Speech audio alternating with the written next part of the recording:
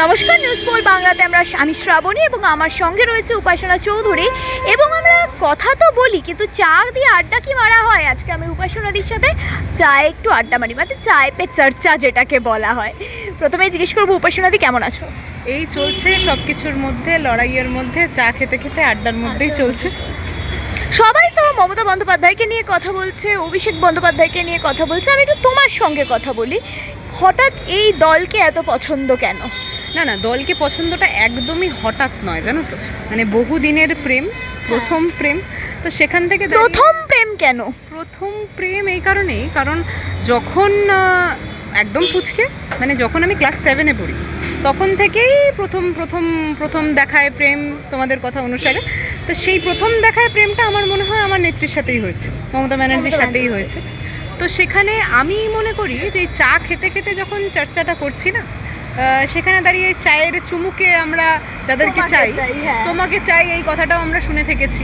বিশেষ করে সর্বক্ষেত্রে ছোটবেলা থেকে এখন পর্যন্ত রাজনৈতিক ময়দান এবং জীবনযুদ্ধে যাকে দেখে অনেকটা শিখেছি, সেই ব্যক্তিটার নাম মমতা ব্যানার্জি। তাই প্রেম একদমই হঠাৎ নয়। প্রথম প্রেমটাকে এখনও জীবিত রেখেছি, এখনও জীবিত আছে, আগামী দিনেও জীবিত থাকবে, এইটুকুনি গ্যারেন্টি নিতে পারো। আমরা একটা জিনিস সবসময় সবসময় দেখাতে তো ভুল, একটা সময় মানুষের ভালোবাসার নেত্রী ছিলেন। আজকে যদি দেখি যে সবাই এক এক করে চলে যাচ্ছেন, তোমার কি মনে হচ্ছে? তোমার কি, মানে তুমি যেহেতু প্রথম প্রেম বলছো, তোমার মনের অবস্থা ঠিক কি? আমার মনের অবস্থা একদমই খারাপ নয়। নয় বলছি, এই জিনিসটা হয়তো ভাবছো কি বলছে উপাসনাদি, নয় কেন? কারণ কি জানো তো, যারা বাস্তব ভালোবাসে না, তারা দুঃসময়ে কোনো দিন তার প্রিয়জনদেরকে ছেড়ে যায় না, তাই তো? এটা তো আমরা জানি, প্রেমের ডেসক্রিপশন তো এটাই বুঝি। তো সেখানে দাঁড়িয়ে এই সময়টায় মমতা বন্দ্যোপাধ্যায়ের পাশে যারা যারা রয়েছেন না, তারাই কিন্তু বাস্তব লোকজন, তারাই কিন্তু জুয়েল, তারাই কিন্তু সেই ওই মণিমুক্ত আমরা কথাটা বলি, তারাই কিন্তু সেই মণিমুক্ত, জানো তো। এই কর্মীরাই দিদির সম্পদ। তাই আজকে যারা কর্মীরা রয়েছে, সেই কর্মীদেরকে দেখলে মুখে হাসি ফোটে, অনেকটা সাহস পাই। আর যারা যারা বেরিয়ে যাচ্ছে, সেই সব উইপোকাদেরকে দেখলে আবারও হাসিই ফোটে, যে উইপোকাগুলো যত বেরিয়ে যাবে তত কিন্তু আসবাবপত্র ভালো থাকবে। আর সেই উইপোকাগুলো যেই সব আসবাবপত্রে আবার ঠাঁই নিতে যাচ্ছে, তাদের দুর্দশার কথা ভেবে মাঝে মাঝে এরকম চা খেতে খেতে চর্চাও করি। আমরা এক সময় দেখেছি যে সিপিএমকে হারিয়ে মমতা বন্দ্যোপাধ্যায় পাওয়ারে এসেছিল রবীন্দ্র জয়ন্তীর দিন। আমরা যদি ছবিটা একটু দেখি দিদি, সেই সিপিএমকেই কিন্তু আহ্বান জানিয়েছে বিজেপিকে তাড়ানোর জন্য, অর্থাৎ শাসক দলকে তাড়ানোর জন্য। কি বলবে তুমি? দেখুন, আমার কথাটা হচ্ছে, আজকে যে লড়াইটার মধ্যে আমরা সকলে আছি, সেই লড়াইটা কিন্তু একটা বড় লড়াই। এবং সেই লড়াইটা আমি এইভাবেই বলতে চাই যে এই যে যারা বিরোধী পক্ষে আমরা দেখছি। কি প্রশ্ন করেছিলাম আমি? যে সিপিএমকে হারিয়ে পাওয়ারে এসেছিলেন মমতা বন্দ্যোপাধ্যায় তৎকালীন, আমরা যদি দেখি, তাহলে সেই সিপিএমকে আমরা যদি রবীন্দ্র জয়ন্তীর ছবিটা দেখি, সেই সিপিএমকেই ফের আহ্বান বিজেপিকে তাড়ানোর জন্য। কিভাবে দেখছো ব্যাপারটা তুমি? সিপিএমকে স্পেসিফিক্যালি তো আহ্বান নয়। একটা জিনিস স্পষ্টভাবে দিদি বলেছেন, সেটা হচ্ছে সেই সকল ব্যক্তি, আমরা মনে করি যে এখন এক হওয়া প্রয়োজন। যেই ক্ষমতার বিরুদ্ধে আমরা লড়াই করছি, সেটা একটা ফ্যাসিস্ট শক্তি। সেই ফ্যাসিস্টের বিরুদ্ধে যখন লড়াই হয়, প্রত্যেকটা মানুষের কণ্ঠস্বরে একটা স্লোগান উঠে আসলেই কিন্তু সেই লড়াইটা আরও বেশি তীব্র হতে পারে। বা মানুষের যেই ভাবনা, সেই ভাবনাতে মিল হওয়াটা ভীষণ প্রয়োজন যখন আমরা লড়াই করছি এমন এক ফ্যাসিস্ট শক্তির সাথে। সেই কথাটাই, সেই আহ্বানটাই নেত্রী জানিয়েছেন। এবং আমি বারবার একটা কথা বলবো, যে নেত্রী যেই লড়াইয়ের পথ আমাদের সকলকে দেখাচ্ছে, সেই পথের মারফতে কিন্তু আমরা সেই ফ্যাসিস্টদেরকে এখান থেকে চ্যুত করতে পারি, এই মাটি থেকে সরাতে পারি। আমি বারবার একটা কথা বলছি যে আমরা এই দৃশ্য দেখেছি, যে কিভাবে একটা বড় শতাংশ লোকজন কিন্তু এবার ভোট দিয়ে উঠতে পারিনি। কেন পারি? এসআইআর। তো তুমি কি বলতে চাইছো এসআইআরটাই হারের কারণ কোথাও গিয়ে? এসআইআরটাই হারের কারণ আমি বলবো না, কিন্তু আমি মনে করি যে সংবিধান প্রত্যেকটা মানুষকে যেই অধিকারটা দিয়েছে, সেই অধিকারটা প্রত্যেকটা মানুষের কাছ পর্যন্ত থাকা, সেটা কিন্তু ভীষণ প্রয়োজন। এবং কোনো একটা জিনিস মারফত যদি সেই অধিকারটা কেউ ছিনিয়ে নেয় বা ছিনিয়ে নেওয়ার চেষ্টা করে, তাহলে বুঝতে হবে আপনাদের জেনে শুনে কিন্তু কণ্ঠরোধ করার চেষ্টা হচ্ছে। আজকে যে তোমার সাথে বসে আমি এই কথাগুলো বলছি, আমি জানি না যে কালকে আমাকে কেন্দ্র করে কী জিনিস করার তারা চেষ্টা করবে। কিন্তু কি জানো তো, আমরা বরাবরই এই দৃশ্য দেখে এসেছি যে আমরা যদি কণ্ঠ ছেড়ে বাস্তব কথাটা তুলে ধরতে না পারি, তাহলে কিন্তু যারা শাসকে বসে আছে তারা মনে করতে শুরু করে দেবে যে বিরোধী পক্ষই নেই। এখন সেই জিনিসটা মনে করানোর চেষ্টা চলছে। আমরা এই দৃশ্যও দেখেছি যে কিভাবে যারা আজকের দিনে দাঁড়িয়ে আমরা এই দৃশ্যটাও দেখেছি যে কিভাবে যারা আজকের দিনে দাঁড়িয়ে আমরা যারা কণ্ঠস্বর তুলে তার পরবর্তীতে কথা বলছি, মূলত সেই কণ্ঠস্বর রোধ করার ক্রমাগত চেষ্টা চালিয়ে যাচ্ছে তারা।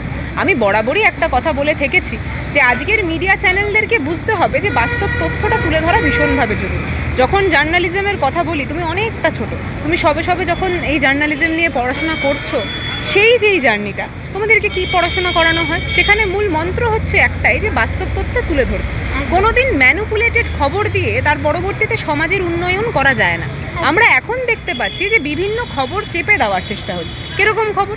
4000 EVM পুড়ে যাচ্ছে, সেই খবর চেপে দেওয়া হচ্ছে।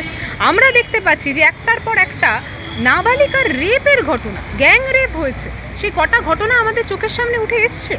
এই প্রশ্নগুলো যদি করি, এই প্রশ্ন যদি কেউ করতে যায়, তখন তাদের কণ্ঠস্বর দাবিয়ে দেওয়া হচ্ছে। কিন্তু আমাদের মূল মন্ত্র যেটা হওয়া উচিত, এবং একজন জার্নালিস্টেরও মূল মন্ত্র যেটা হওয়া উচিত, সেটা হচ্ছে বাস্তব তথ্য তুলে ধরা। এখন দেখতে পাচ্ছি ইয়েলো জার্নালিজমের সংখ্যা বেড়েছে।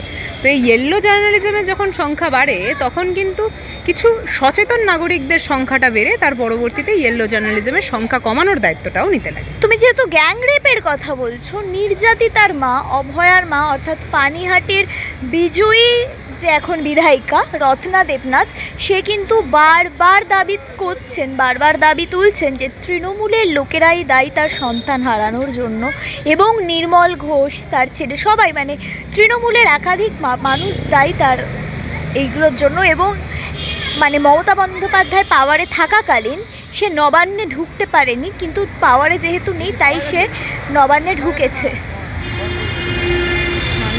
লাগবে আরেকবার যাই।